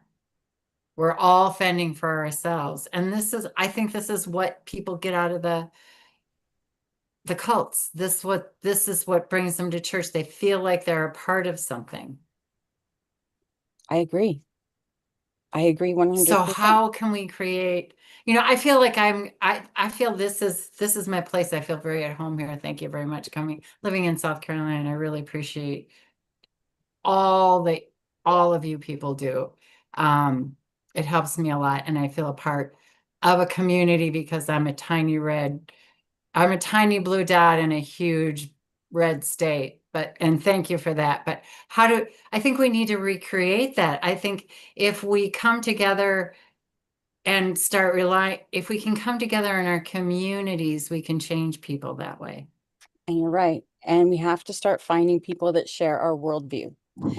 And what worldview is, if you don't know, is talked about on page 61.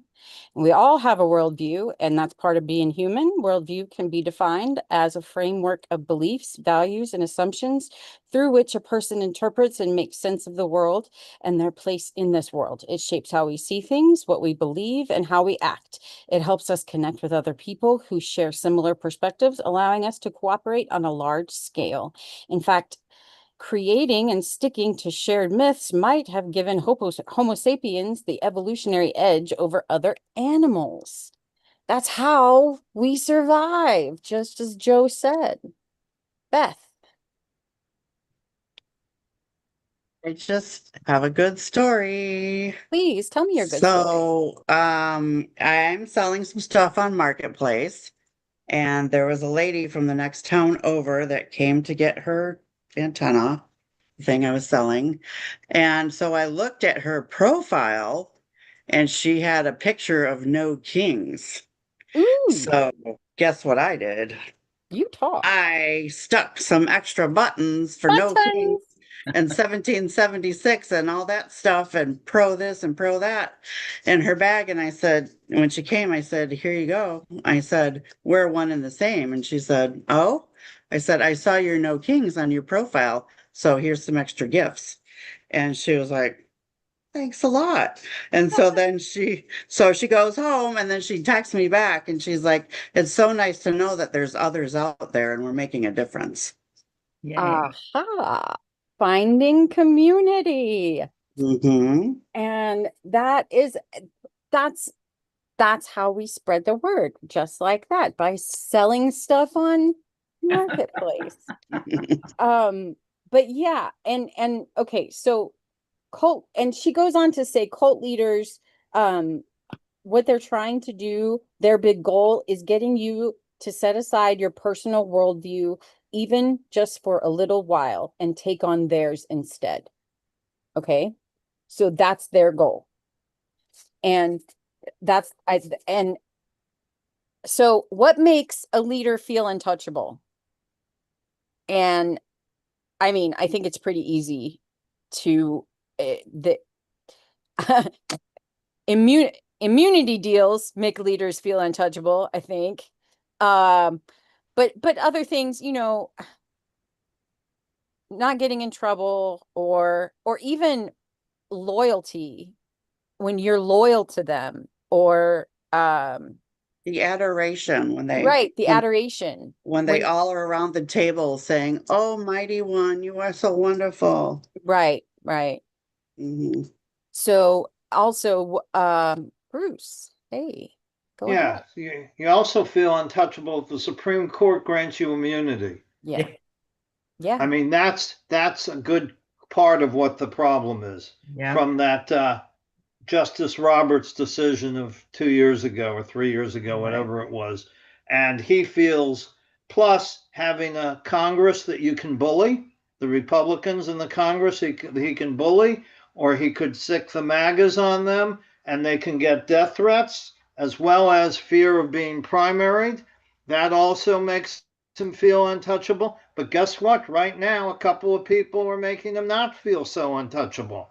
And the Republicans, a couple of them have actually developed a spine because of the midterms, I think, or because Trump crossed them and it wound up that he opposed them in the primaries. So that helps make one untouchable when you can bully people into doing things they otherwise may not want to do. I also want to remind everyone, we're not just talking about Trump. So, but I mean, we are, but we're not. Okay. So what needs are people trying to meet? We've talked about this throughout the meeting. What needs are people trying to meet? Belonging, certainty, purpose, structure, identity, and relief. And then all of those things, they're not shameful. They're part of being human. Yes, Judith. Yes. Another need, I think, is a need for like magic or some link to the supernatural in life. And I mean, well, most major religions, in fact, I can't think of any exceptions. They all started out as cults, and people sense something, some sort of spiritual realm, beyond everyday life.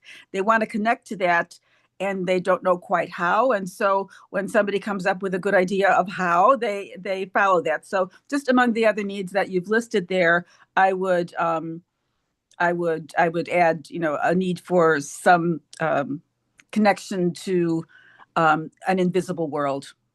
I agree 100%.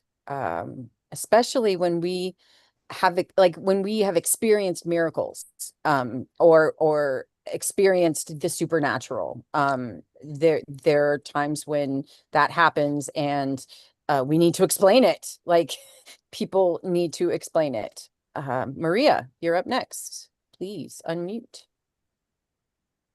Oh, where'd you go? Did I get you before you disappeared?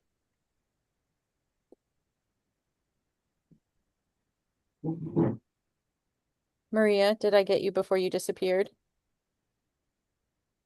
Uh-oh. I lost you. Okay. Can you hear me now? Yes, ma'am. You probably hear the purring cat too. Okay. That's okay. I like cats. Just jumped up on me. I was gonna just make a comment, and it kind of goes to belonging, but maybe I'm a dinosaur, but when you were stating about like what makes us, what is our purpose and all that, I grew up with a very strong foundation from my mother, who is European, that we were supposed to give back to society. That nobody owes us, we owe back to society. And I tried to instill that with my children. And you brought up something yourself, Cecilia, which you sort of almost poo-pooed. And I want to tell you, volunteering is not negligible. That's an important thing, because I did that for many, many, many decades. And my children participated, and it definitely, your children seeing you do that definitely imprints on them as to giving back to society. They realize that it isn't all about them, and that it's about giving back to others and you know, and spreading things outwards. And the other thing is that for me, I think the one thing I did right as a parent, and I did many, many wrong things, but the one thing I did right was I taught my kids to question everything, everything, including teachers. Be respectful, but question, and never be shy about it. Um, and that's all. That's all I have to say. Oh, Maria, I'm sure you did more than one right thing as a parent. And yes, I agree. Questioning everything, but respectfully. And yeah, thank you. Volunteering is a wonderful thing. I'm sorry that I made it sound negligible. It is certainly not. Constance, you are up next. So what needs are people trying to meet? I think, you know, many ways they're trying to make their lives easier because it takes work to actually look things up and not just look at the tube and take whatever Sean Hannity says as at face value. Instead, you know, you really, Thomas Jefferson said this, you know, that to live in a democracy means you have to um, uh, know things and search for the answers for things. And you can only do that by searching for facts.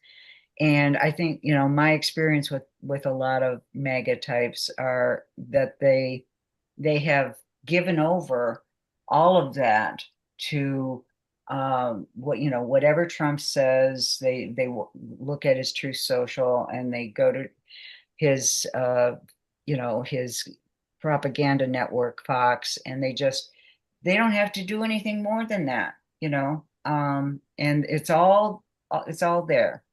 And so everyone else who does that is foolish, or, you know, why are you doing that? You know, and of course that's what you're reading is fake to begin with. So they've got it all kind of bottled up in a nice, you know, a nice, neat way, and they've got a way of dealing with a very complex society and in a very uncomplex way. Very easy for them, huh? Yes. All right, Robert, you're the last before we get to what sacred mission do we trust too much? Yeah, in terms of needs, I need the Equal Rights Amendment. I need a new constitution. I need the Equal Rights Amendment. I need national health care, um, um, and voting rights. I think you're asking, No. yes, you're asking the big questions. I think the needs that people are trying to meet, I think we were going a little bit lower than that. You're asking the big We have questions, to, sir. we need to identify as a working class, in other words. We have to identify on that level in order to really get these needs met, because it's going to take organization and really determination to really make it happen. Yes, you are absolutely correct. And we need that Equal Rights Amendment and the Voting Rights Amendment. Both of those things need to happen in the next president, like the presidential cycle, like that just has to happen. But all right, so what sacred mission do we trust too much? Where have we heard we are saving lives used to justify burnout or silence?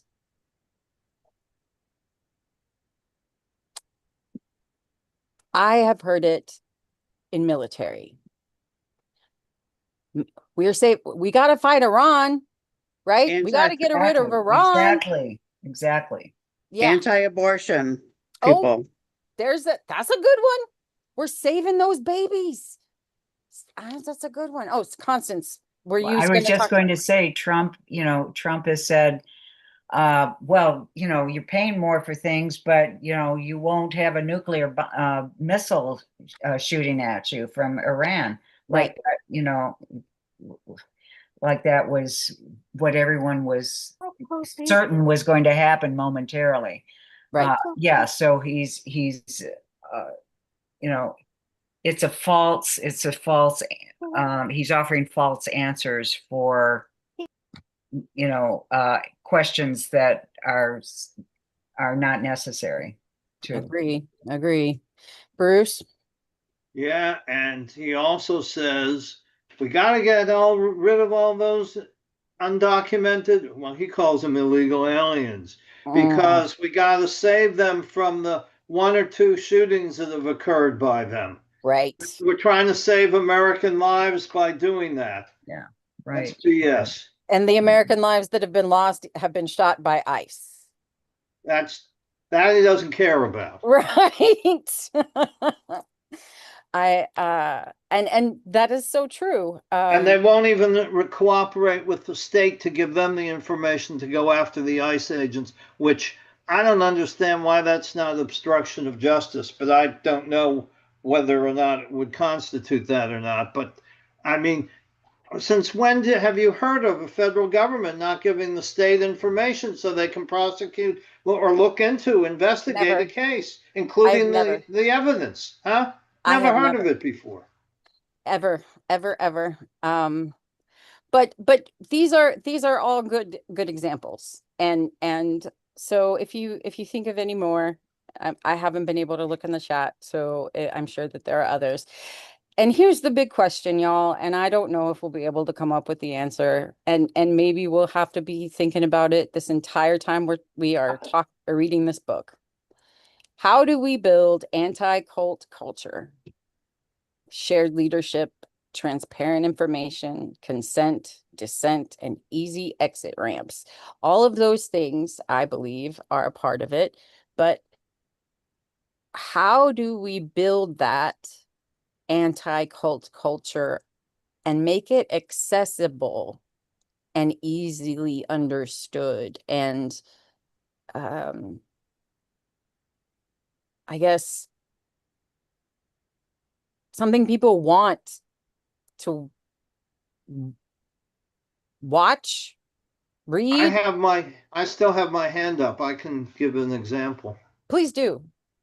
And I know that they've had people come in who've left the MAGA movement.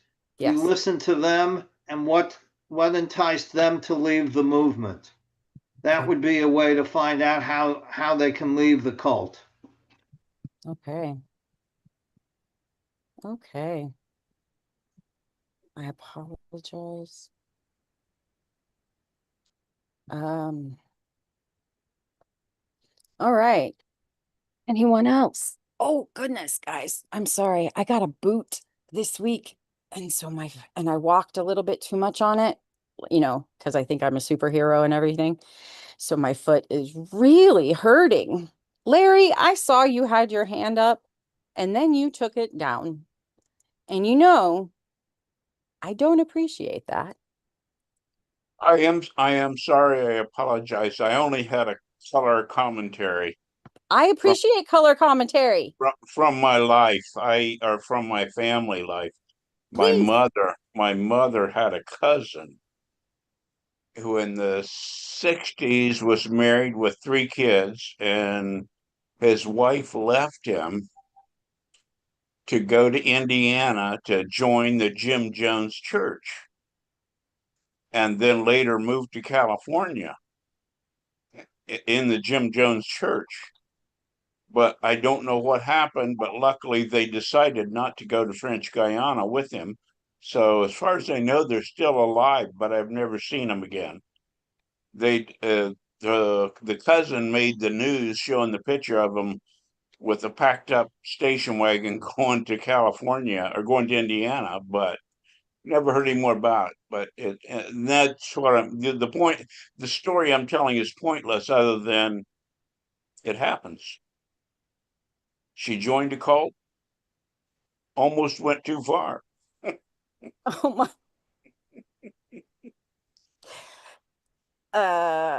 Misadventure? Is that what that is that what they call that? I believe so, yeah. I believe they would. That's the only thing I know is in the end, they would have called it misadventure. But I never heard what made them decide not to go to French Guiana, or they would have been one of the 900 and some who drank the Kool-Aid, so to Right. speak. Yeah. So That's just about like, terrifying, Larry, but yeah. I'm really glad that they didn't go. And it makes me feel a little bit like Forrest Gump.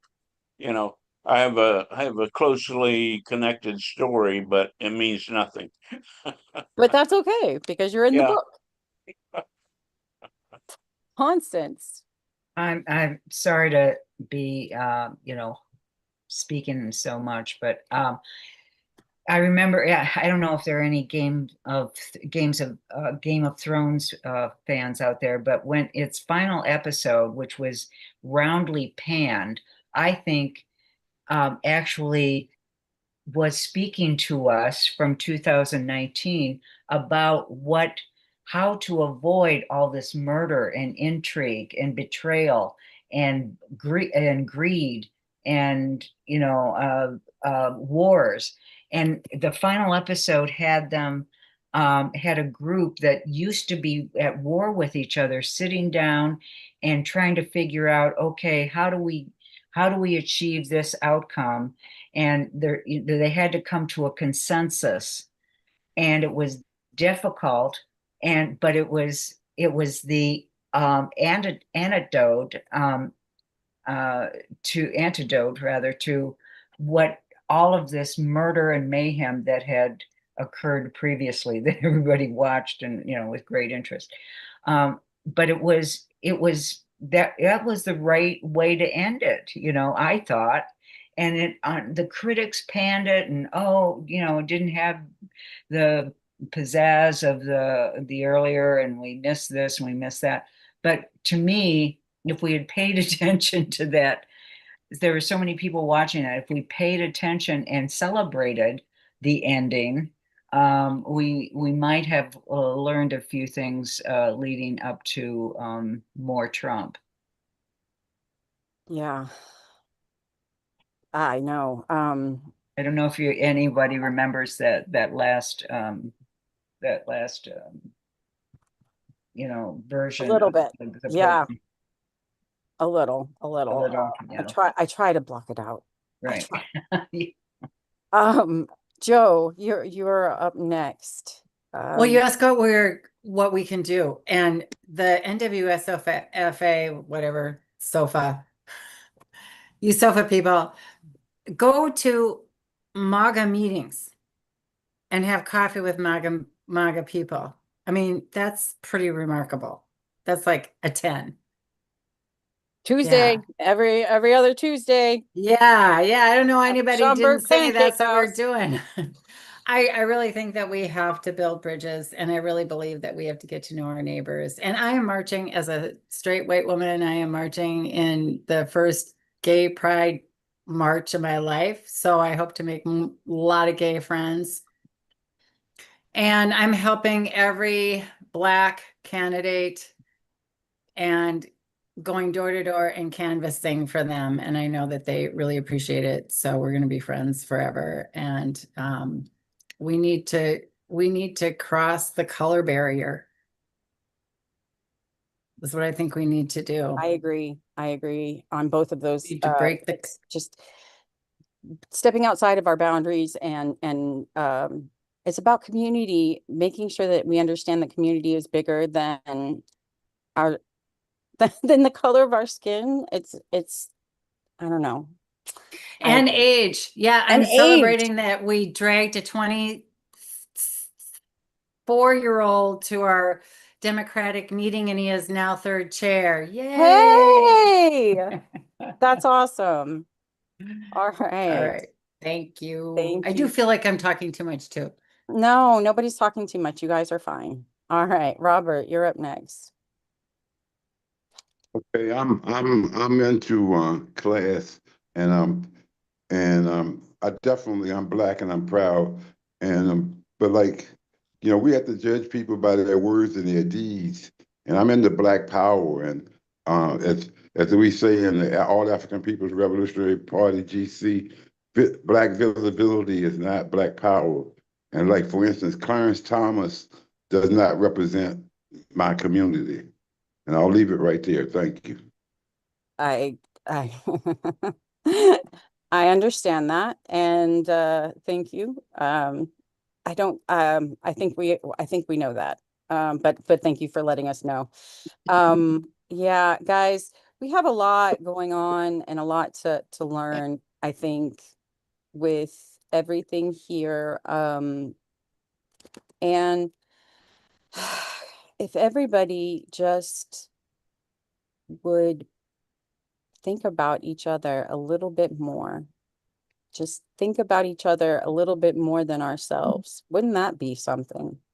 But I did want to say, just to finish up a little bit, the end, at the end of the second chapter on page 71, she says, at first, these groups offer a way out of their vices, strict rules, a whole new lifestyle, and most importantly, a sense of belonging and acceptance. But what starts off feeling helpful and supportive quickly becomes suffocating, completely overshadowing their previous lives. So even something that is helpful in some ways soon becomes suffocating. But and I forgot to mention, I skipped over. Simply put, the sacred assumption is the one thing you must believe to be a member in good standing, the core, unquestionable belief that serves as the foundation of a high control group.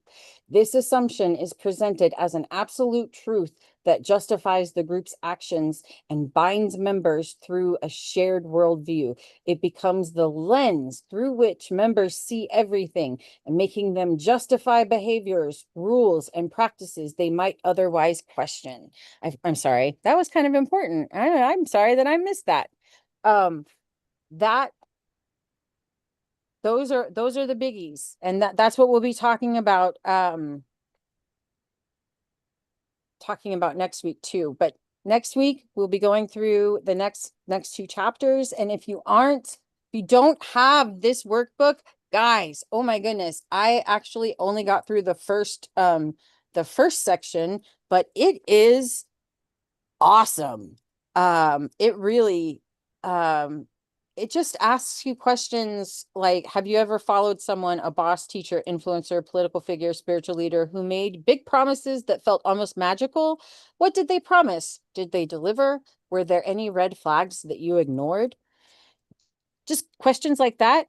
But then it goes a little deeper, and then other things you break down, like there's an exercise like a charisma spectrum, where you break down leaders that you have in your life, but not just real leaders. You can even go leaders that that are fictional, or I put everyone from people who have been in my life, to Barack Obama, to Empress Modena, who is someone who is a fictional character who I highly respect because she was written so well. And just different anyway, different things. If you haven't gotten that book, I just highly, it's it's very well written. And it's really good to have. All right, so next week we will be going over chapters 3 and 4. Y'all, thank you so much. Thanks so much for being here. I appreciate everybody who spoke, everyone who had questions. And if you have any questions, you can email me. I'll put my email in the chat. Otherwise, we'll see you tomorrow morning on Coffee and Conversation at 9 a.m. Yeah, I hope y'all have an excellent